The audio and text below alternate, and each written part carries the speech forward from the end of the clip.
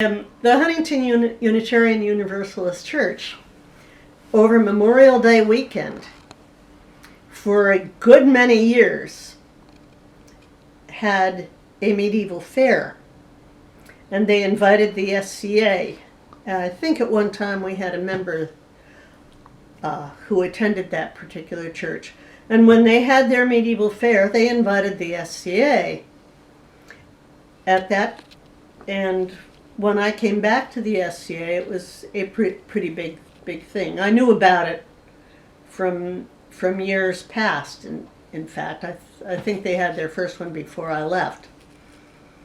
And at one time, the church is set up in such a fashion that they have a church building and a small cottage and a lot of land around them. So we could do a lot of things with their property. And at the fair, originally we had the use of the cottage, and with a two-day thing over the Memorial Day weekend. It was their prime money raiser of the year.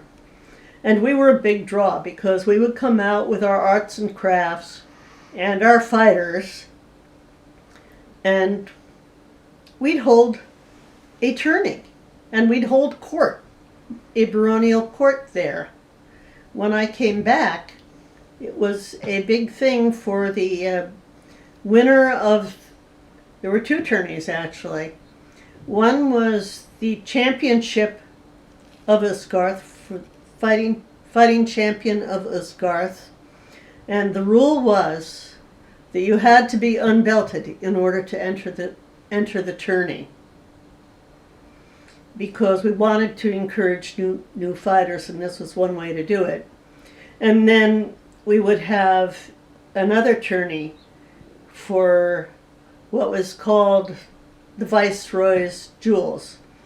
Since Østgarðr is a crown province, we do not have a baron and baroness. We have a viceroy and vicereine who serve much as a baron and baroness do, but we call them a viceroy and vicereine. And per East Kingdom law, they do the exact same thing a baron and baroness does, with all the rights and responsibilities inherent in the position.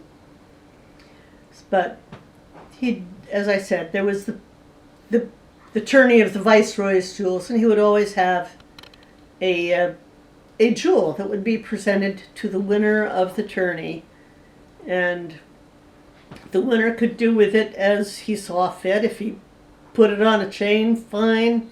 If he gave it to his lady, even better, because it made for a very good show.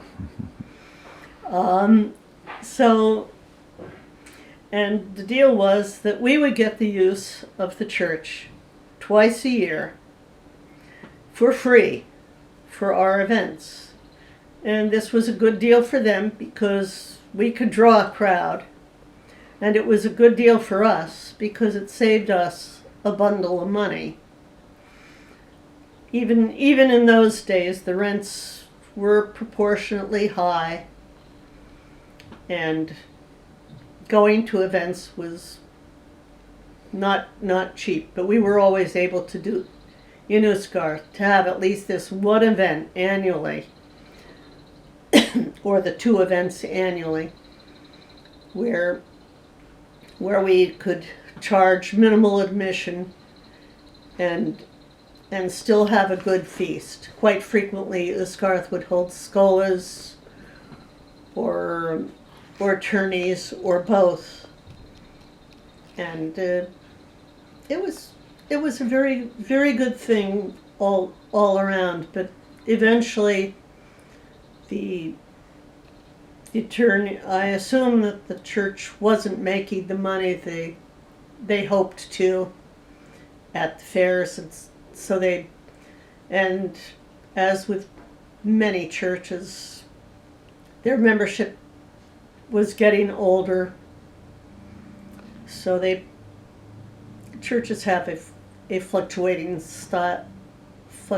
age things, same as the STA, same as every other group in the world. And it came to a point where they couldn't do the fair anymore. And eventually we lost the use of the site, which meant that the the grounds would essentially went back to Anna Begin.